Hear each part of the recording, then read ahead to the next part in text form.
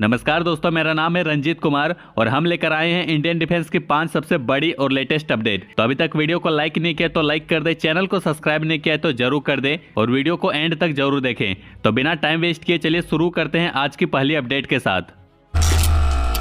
Indian navy अपने pilots को aircraft carrier पर ट्रेनिंग देने के लिए 12 LCA नेवी ट्रेनर एयरक्राफ्ट लेना चाहती है, लेकिन ये प्रोसेस डिले हो रहा है क्योंकि नेवी ये इंश्योर करना चाहती है कि एयरक्राफ्ट का डिजाइन और टेस्टिंग प्रॉपरली कंप्लीट हो जाए। एरोनॉटिकल डेवलपमेंट एजेंसी को पहले एयरक्राफ्ट के सभी टेस्ट और फाइनल कॉन्फ़िगरेशन को अप्रूव करना होगा, तभी इसका प्रोडक्शन शुरू होगा। मतलब बिना पूरी तरह टेस्ट और अप्रूव किए ये एयरक्राफ्ट बनाने का डिसीजन नहीं लिया जाएगा। अब तक ADA ने 3 LCA नेवी एयरक्राफ्ट बनाई है, जिसमें 2 ट्रेनर और 1 सिंगल सीटर है। इसे नेवी के TEDBF प्रोग्राम के लिए टेक्नोलॉजी डेमोन्स्ट्रेटर की तरह यूज किया जा रहा है। मतलब ये एयरक्राफ्ट नेवी के लिए जरूरी सिस्टम और फीचर टेस्ट करने और डेटा कलेक्शन करने के लिए बनाए गए हैं। ये डेटा एयरक्राफ्ट करियर पर ऑपरेशन के लिए नेवी की जरूरत को समझने और वैलिडेट करने में हेल्प करता है, ताकि फ्यूचर के TEDBF जेट्स और ट्रेनिंग एयरक्राफ्ट उन रिक्वायरमेंट्स को पूरा कर सके। करियर पर एज ए ट्रेनर काम करने के लिए LCA नेवी ट्रेनर में कुछ और मॉडिफिकेशन की जरूरत है जो अभी फाइनलाइज नहीं हुई है। इस वजह से एयरक्राफ्ट का फाइनल कॉन्फ़िगरेशन और प्रोडक्शन टाइमलाइन अनसर्टेन है। नेवी का प्लान है कि पायलट्स पहले हॉक 132 पर ट्रेनिंग लेंगे, उसके बाद LCA नेवी ट्रेनर पर प्रैक्टिस करेंगे। इस ट्रेनिंग के बाद पायलट्स राफेल M और TEDBF को करियर ऑपरेशन के लिए कॉन्फिडेंटली हैंडल कर पाएंगे। LCA नेवी और TEDBF प्रोजेक्ट क्लोजली कनेक्टेड है, इसलिए ट्रेनर वेरिएंट का ऑपरेशनली परफेक्ट होना जरूरी है। लेकिन एयरक्राफ्ट का GE-F404 इंजन जो इंडियन एयरफोर्स के LCA सिंगल सीट वर्जन में भी है, वो इंजन सप्लाई इशू की वजह से डिले बढ़ा सकता है। एक नेवल ऑफिसर ने बोला कि LCA नेवी ट्रेनर का फाइनल कॉन्फ़िगरेशन जल्दी डिसाइड हो सकता है, लेकिन ऑर्डर प्लेस करने में 2027 तक का टाइम लग सकता है,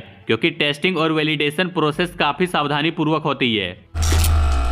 साब इंडिया के ऑफिशियल का कहना है कि ग्रिपन E और तेजस MK2 दोनों इंडियन एयरफोर्स के फ्लीट में एक साथ काम कर सकते हैं, खासकर जब 114 जेट्स खरीदने के लिए MRFA टेंडर आने वाला है। लेकिन कई डिफेंस एक्सपर्ट का मानना है कि अगर ग्रिपन E खरीदा गया तो उससे इंडियन एयरफोर्स के जेट की कैपेबिलिटी में ओवरलैप हो सकता है। मतलब एक ही टाइप के जेट्स होने की वजह से फ्लीट का एफिशिएंसी और कॉस्ट मैनेजमेंट पर नेगेटिव इंपैक्ट पड़ सकता है। दोनों जेट्स ग्रिपन E और तेजस MK2 सेम वेट क्लास के आते हैं। ग्रिपन E का MTOW 16.5 टन का है और तेजस MK2 का थोड़ा ज्यादा है, 17.5 टन है। तेजस MK2 के रेंज, इंडोरेंस और वेपन कैपेसिटी थोड़े बेटर है, इस वजह से इसका ऑलरेडी डेवलपमेंट चल रहा है। साहब का कहना है कि ग्रिपन E और तेजस MK2 दोनों का इंजन एक ही है, F414, इसलिए इन दोनों एयरक्राफ्ट्स को मेंटेन करना, ट्रेनिंग देना और उसके लिए लॉजिस्टिक का काम आसान हो सकता है। साहब का Gripen E modular software architecture का यूज करता है, जो अलग अलग टाइप्स के वेपन के साथ इजिली ऑपरेट किया जा सकता है, और तेजस MK2 भी सिमिलर कैपेबिलिटीज रखता है, यानी दोनों एयरक्राफ्ट एक साथ बेहतर तरीके से काम कर सकते हैं। साहब का कहना है कि ग्रिपन E और तेजस MK2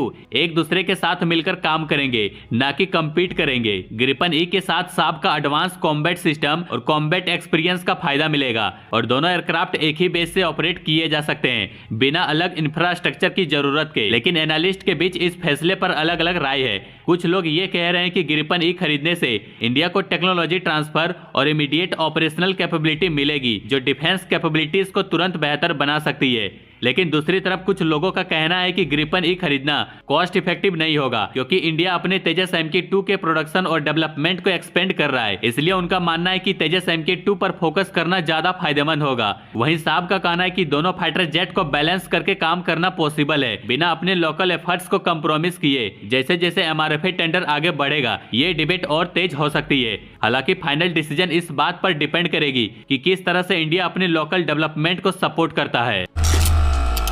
तेजस MK2 और AMCA दोनों ही इंडिया के अपने फाइटर जेट प्रोजेक्ट हैं, लेकिन उनमें एक इंपॉर्टेंट डिजाइन डिफरेंस है, diverter less supersonic inlet technology. AMCA में ये टेक्नोलॉजी इंक्लूड की गई है, लेकिन तेजस MK2 में ये नहीं है। DSI एक एडवांस टेक्नोलॉजी है जो रेडार विजिबिलिटी को कम करती है और एयरक्राफ्ट के परफॉर्मेंस को इंप्रूव करती है। लेकिन तेजस MK2 में ये टेक्नोलॉजी इसलिए नहीं है क्योंकि इसके डेवलपमेंट में स्पीड और कॉस्ट को प्रायोरिटी दी गई थी। DSI एक इंपॉर्टेंट डिजाइन है जिसमें पुराने इनटेक सिस्टम की जगह डाइवर्टर प्लेट्स यूज की जाती है। ये प्लेट्स एयरक्राफ्ट के एयर फ्लो को अच्छी तरह से मैनेज करने में हेल्प करती है, जिससे ड्रैग कम होता है और रडार क्रॉस सेक्शन रिड्यूस होता है। ये टेक्नोलॉजी स्टील्थ एयरक्राफ्ट के लिए इंपॉर्टेंट है क्योंकि उन्हें रडार पर कम दिखाई देना जरूरी होता है। तेजस MK2 का डिजाइन तेजस MK1 और MK1A के डिजाइन पर बेस्ड है, जिससे इसके डेवलपमेंट का टाइम और कॉस्ट कम हो सके। इसलिए इसका इंटेक डिजाइन पुराना है, जो 4.5 जनरेशन फाइटर जेट के लिए ठीक था, क्योंकि उसमें स्टील्थ की उतनी ज्यादा जरूरत नहीं होती है। तेजस MK2 को एक प्रैक्टिकल और कॉस्ट इफेक्टिव सॉल्यूशन के रूप में डेवलप किया गया है, जिसमें स्टील्थ को सेकेंडरी प्रायोरिटी दी गई है, क्योंकि इसका मेन फोकस परफॉर्मेंस को इनहेंस करना है, न कि एडवांस स्टील्थ फीचर।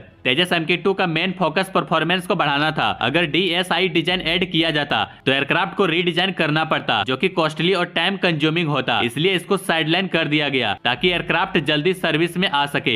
AMCA में स्टील्थ पे फोकस किया गया है और DSI इस एयरक्राफ्ट के डिजाइन में इंपॉर्टेंट रोल प्ले करता है, क्योंकि ये रेडार रिफ्लेक्टिविटी को कम करता है। AMCA का डिजाइन 0 से शुरू हुआ था, इसलिए एडवांस टेक्नोलॉजी को इजिली इंटीग्रेट किया गया, जैसे DSI। तेजस MK2 में DSI नहीं होने का डिसीजन मेनली इसलिए लिया गया है क्योंकि इस एयरक्राफ्ट का प्राइमरी फोकस परफॉर्मेंस और जल्दी सर्विस में लाने के लिए था, जबकि AMCA के डिजाइन में स्टील्थ और DSI इंटीग्रेशन पर पूरा फोकस था।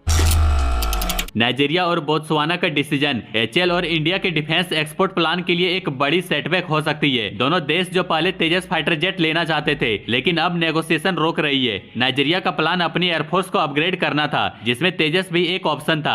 नाइजीरिया की एयरफोर्स को अपने पुराने एयरक्राफ्ट को रिप्लेस करना था, लेकिन अब नाइजीरिया ने तेजस के डील को रोक दिया है, जो कि एक सरप्राइज मूव है। बोत्सवाना की सिचुएशन भी सिमिलर थी। उनके पास जो CF-5A और CF-5D जेट्स थे, उनको रिप्लेस करना था, इसलिए बोत्सवाना भी तेजस लेना चाहते थे, पर साथ में ग्रिपन और FA-50 जैसे अल्टरनेटिव दिख रही थी। इसलिए दोनों कंट्री ने तेजस को साइडलाइन कर दिया है। इससे HAL की इंटरनेशनल सेल्स पर असर पड़ सकता है, जो इंडिया के लिए एक बड़ी चैलेंज हो सकती है। अब HAL को अपने फोकस को अपनी होम मार्केट पर शिफ्ट करना पड़ेगा। इससे HAL की इंटरनेशनल मार्केट पर असर पड़ सकता है, जो इंडिया के लिए एक बड़ी चैलेंज हो सकती है। अब HAL को अपने फोकस को अपनी होम मार्केट पर शिफ्ट करना पड़ सकता है, मतलब इंडियन एयरफोर्स की रिक्वायरमेंट्स को पूरा करना होगा। ये सेटबैक इंटरनेशनल मार्केट में थोड़ा इंपैक्ट डाल सकता है, लेकिन इंडियन एयरफोर्स के ऑर्डर से HAL को कोई दिक्कत नहीं होनी चाहिए। तो ओवरऑल ये कह सकते हैं कि इंटरनेशनल डील का फेलियर एक चैलेंज है, पर HAL और इंडिया को अपने डोमेस्टिक मार्केट पर ज्यादा फोकस करना होगा।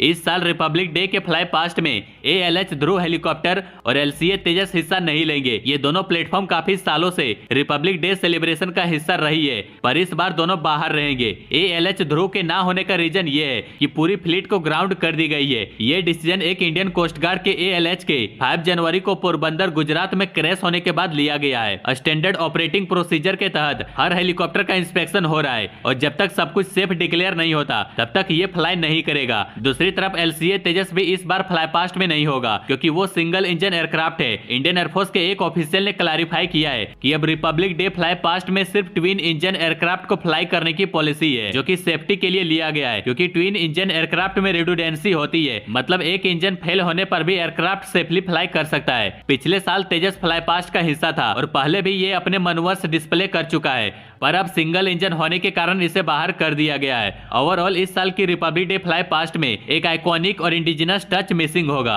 इंडिया के मिलिट्री मॉडर्नाइजेशन पर अपडेट्स के लिए बने रहिए। बाकी लाइक एंड सब्सक्राइब जरूर करें।